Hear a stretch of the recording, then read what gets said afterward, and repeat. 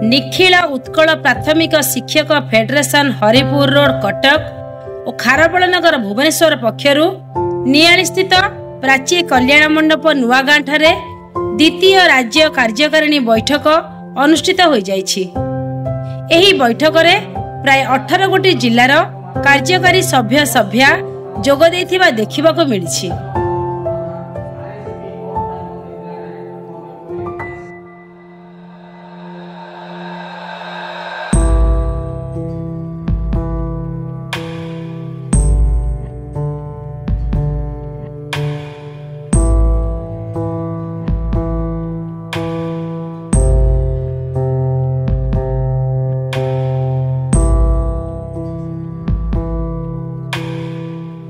बैठक में संगठन महासचिव ज्योतिरंजन दास पूर्व बैठकर विवरणी पठन सह आजिर बैठकर आभिमुख्य प्रदान करथिले। शिक्षक मानक विभिन्न समस्या उपरे विस्तृत आलोचना हेबा सह मुख्यतः शिक्षक मानक प्रमोशन आरएससीपी एमएससीपी और 4200 पेड उपरे थिबा तारतम्य और सचिवक सह आलोचना होइतिबा समस्या उपरे गुरुत्व प्रदान करा जाई एक कमिटी गठन करागला।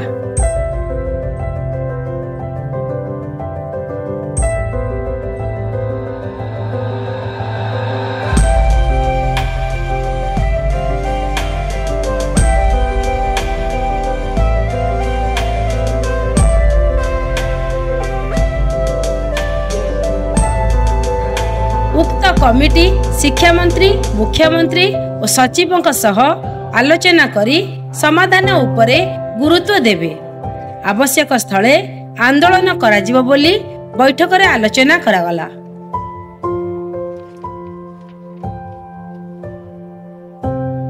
एही बैठक रे उपदेष्टा भ्रमरवर राउत अमीय कुमार दास स्वतंत्र सभ्य शेख अब्दुल खालिक उपसभापति गोविंद चंद्र राउत विष्णुचरण बेहेरा कोषाध्यक्ष सनातन पात्र जोग देवा सह बैठकटी संगठनर सभापति रमणी रंजन त्रिपाठी सभापतित्व रे अनुष्ठित होइथिला।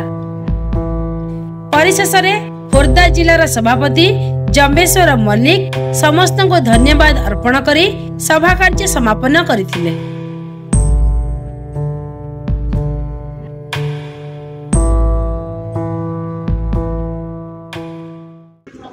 आज आम द्वितीय कार्यकारिणी बैठक निखिल उत्कल प्राथमिक फेडरेशन खारबल नगर 5 यही बैठक में आम प्राय 20टा जिलूर प्रतिनिधि माने जोग देइछन्ती। शिक्षक मानकर विभिन्न समस्या जहाँकि मौलिक समस्या गोटे आरएसपी एमएसपी द्वितीय प्रमोशन यहाँ बड़ समस्या रही। ये समस्या को नहीं आज आमर जो मैंने सब सभा महासचिव सभापति प्रत्येक जिला कर्मकर्ता मान आज कर्मशाला चली ये विषय रे आमर आगामी दिन में सरकार तथा प्रशासनिक क्षेत्र में डायरेक्ट आम विषय जनइबू। शिक्षक मान विभिन्न समस्या किपरि शीघ्र समाधान हम से नहीं आज द्वितीय बैठक आमर ये चली। मुझे खोर्धा जिलार सभापति जेहेतु नियाली आ खोर्धार बड़र यहाँ मंडपटी आम सुविधा होता निश्चित भाव में शिक्षक मैंने आसपा सुविधा गमनागमन सुविधा थी आम जगह निष्पत्ति नापी निष्पत्ति नहीं आज 20-22 जिला आज प्रतिनिधित्व करुँच जहाँ आज आम आलोचना हम ताम सरकार दाबी उपस्थापन कर आम निश्चित भाव आशा भरोसा रही जेहेतु डबल इंजिन सरकार शिक्षक मान आज मौलिक समस्या न अनेक दिन समस्या रही सरकार सहित आलोचना चली निश्चित भाव सरकार शुणे बोली आम आशा रखीचु। आम शिक्षक समस्या ये शिक्षक समाज मेरुदंड यहाँ समस्या बहुत समस्या रही सरकार निश्चित भाव में डबल इंजिन सरकार शुणे बोली आशा भरोसा रही। निश्चित भाव में जो नेशनल लेवल कम जनगणना हो इलेक्शन हो ये निश्चित भाव में करूँ अन्य जिनसर आम को दि जाऊँगी जहाँकि पाठ पढ़ार पे व्याघात घटुची से दूरीभूत करने सरकार दाबी उपस्थापन। सर निखिल उत्कल प्राथमिक शिक्षक फेडरेशन ओडिशा भुवनेश्वर खारबल नगर यूनिट 3 हरिपुर रोड कटक संगठन गोटे फेडरेशन ए फेडरेशन रे प्रथम रु अष्टम श्रेणी पर्यंत शिक्षादान करुवा शिक्षक मान होउछन्ति एई संगठनर सभ्य सभ्या एमानंकर समस्या गुडी को आमे बहु पुरातन दिनरू आम सरकार पाखे उपस्थापन कर आसुचु एवं किसी कांशरे निश्चित भाव में आम सफल होइचु एवं सरकार ताकू आलोचना को नहीं अतीत आम शिक्षा सचिव महोदया आमको डाकी सरकार डाकी विभिन्न विषय डिस्कसन होता एवं से आलोचना रे आमे आमर समस्या गुड़ी उपस्थापन करूँ से समस्या गुड़िक भितर आमर जो कैडर रूल अच्छी शिक्षक मानकर प्रमोशन होगापाई जो कैडर नियम अच्छी ताकू आमे पुणी थरे संस्कार आनिकरी ताकू नुआरे कैडर रूल तैयारी करने आम कहीलु जेहेतु यही सरकार होची डबल इंजिन सरकार सबका साथ सबका विकास तो यही सरकार को आम अनुरोध करुचु जो जो राज्य रे आपणकर सरकार अच्छी एवं सही सरकार रे आपण शिक्षक समाज सेठी जो परिस्थिति रे बा जो अवस्थान रे अच्छा जो ग्रेड पे बा तांकर जो समाज सोसाइटी रे जो आर्थिक विधि व्यवस्था नीति नियम रे अच्छी सही नीति नियम गुड़ी को आमर ओडिशा रे जति कार्यकारी करा जाए निश्चित भाव में ओडिशार शिक्षा शिक्षक एवं शिक्षायतन अभिवृद्धि हबो दीर्घ 25 वर्ष है शिक्षा गोटे व्यवसाय परिणत करा जायछि शिक्षा व्यवस्था को एठी ओसेपा एवं आमर शिक्षा विभाग जो प्रकार व्यवस्था कर शिक्षा नीति रे ताहा निश्चित भाव में बहुत कष्ट होछि आमको शिक्षक मानक जेहेतु आम शिक्षक मानक ना शिक्षादान कर समय दि जाउछि ना श्रेणीवारी शिक्षक अच्छी ना श्रेणी कोठरी अच्छी ना आमे ठीक भाव में पिला मानक शिक्षादान कर पारछु ना पाठ्य खसड़ा ठीक भाव में अच्छी तेणु आम यही महान सरकार को आम अनुरोध करुचु जे शिक्षा व्यवस्था को परिवर्तन करा जाओ शिक्षक मानकर सांप्रतिक परिस्थिति रे जो अर्थनीति अच्छी शिक्षक मान जो अर्थ प्रदान करा जाउची ताहारे बहुत तारतम्य रही जाउची अन्य जिला राज्य गुड़िक सहित तुलना करबा बेले तेणुक निश्चित भाव में शिक्षायतन को अभिवृद्धि करबार अच्छी जो सरकार जो योजना गुड़िक तैयारी करेंगे आगामी दिन में आम सरकार आम सहित आलोचना करंतु एवं ताको आमे नुआ शिक्षा नीति रे प्रचलन करंतु नूतन एजुकेशन पॉलिसी को शीघ्र कार्यकारी करा जाऊ एवं शिक्षक मानकर जो पदोन्नति प्रक्रिया अच्छी ग्रेडेशन बा कैडर रूल जदि तैयारी हुए नुआ भाव में से नुआ कैडर नियम अनुसार आमर तुरंत आमको प्रमोशन दिया जाऊ कहीं ना आमर शिक्षक माने बहुत अवहेलित अवस्था अच्छी एवं बहुत शिक्षक मरी हजि गले एवं बहुत शिक्षक अवसर नहीं गले ओल्ड पेंशन स्कीम रो शिक्षक माने आउ नाहंती अल्प शिक्षक अच्छी तुरंत सरकार से परिवार को लक्ष लक्ष परिवार को आशीर्वाद करंतु एवं से शिक्षक मान को आर्थिक अनाटन मुक्ति करंतु एवं नुआ शिक्षा नीति प्रचलन करने आज द्वितीय कार्यकारिणी बैठक आलोचना होती अति शीघ्र आम सरकार को यहाँ लिखित भाव में जनइबू एवं मंत्री सहित आलोचना करूँ माननीय मुख्यमंत्री सहित आलोचना करूँ एवं आग को माननीय महान सरकार को निवेदन करूँ आपण तुरंत किसी पदक्षेप करंतु जहा द्वारा ओडिशार विकास हो पारिबो शिक्षार विकास हो पारिबो एवं गरीब गरीब कुनी कुनी जो छात्र माने बीपीएल छात्र छात्री मानू आम शिक्षादान करछु से निश्चित भाव में ओडिशा को उज्जवल करिवे एवं आगामी दिन में उत्तम मानर नागरिक तैयारी हेबे प्रथम रु अष्टम श्रेणी पर्यंत विद्यालय गुड़िकरे जदि श्रेणीवारी शिक्षक ना चारिटा शिक्षक रुहंती 100टा छात्र छात्री को 4टा शिक्षक किंतु विषय केते गुड़िके सार बहुत विषय अच्छी प्रथम रु अष्टम श्रेणी पर्यंत अनेक विषय अच्छी आमे जतबेले शिक्षादान करूथुलु सही समय श्रेणीवारी शिक्षक थिले प्रत्येक पीरियड रे पाठ शिक्षादान आम पाई पारुथुलु किंतु दुर्भाग्यर विषय 4टा शिक्षक गोटे विभिन्न प्रकार आम समा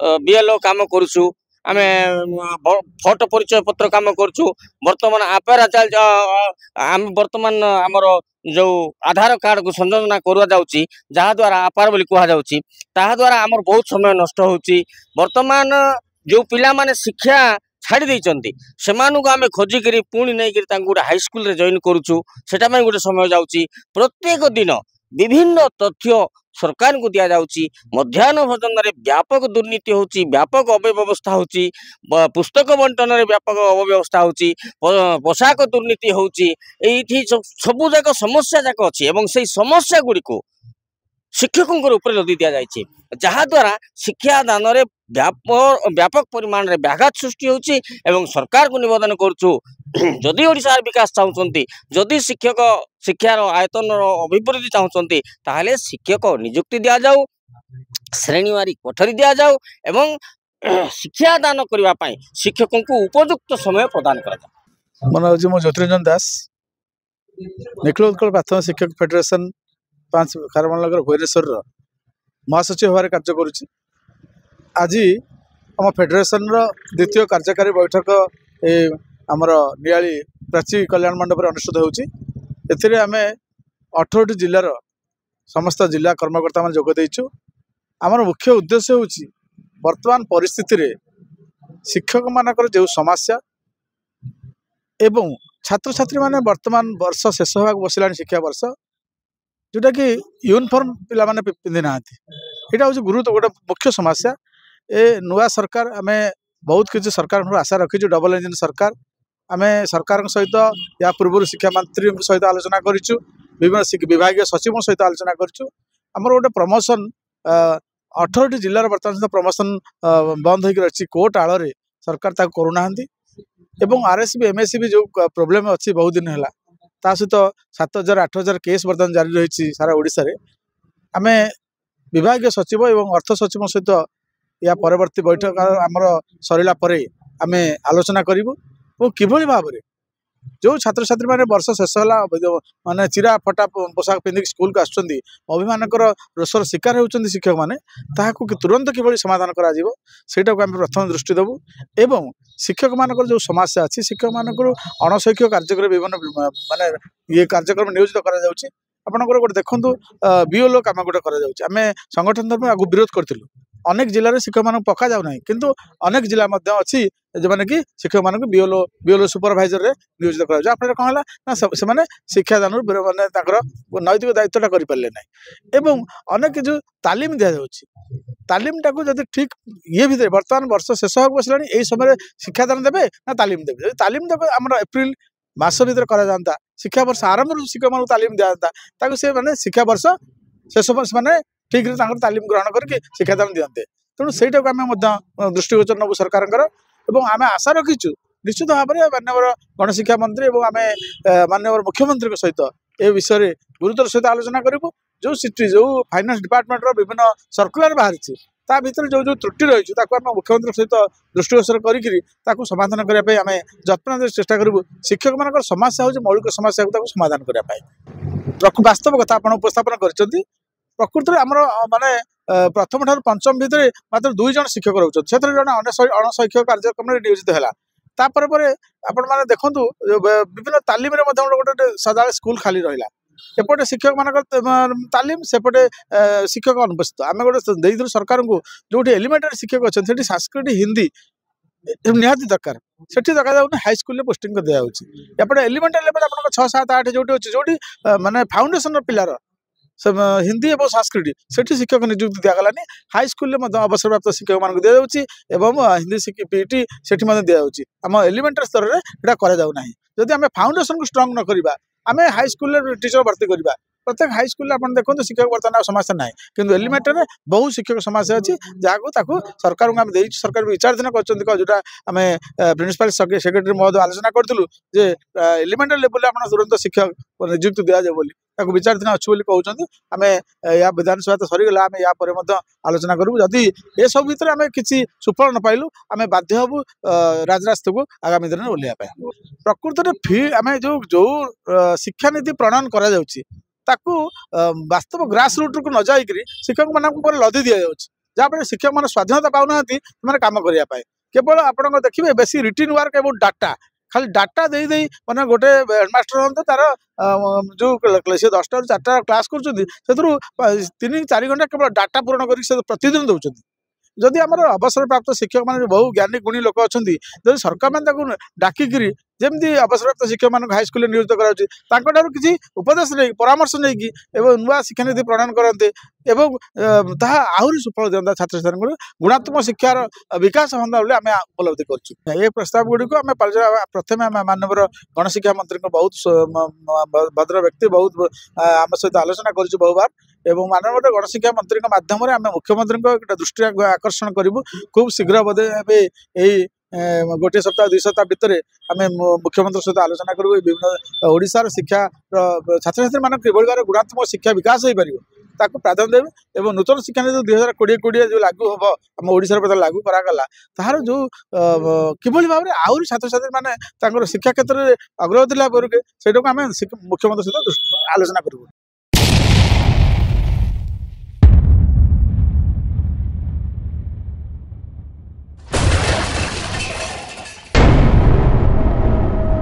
NK Media, most trusted social media.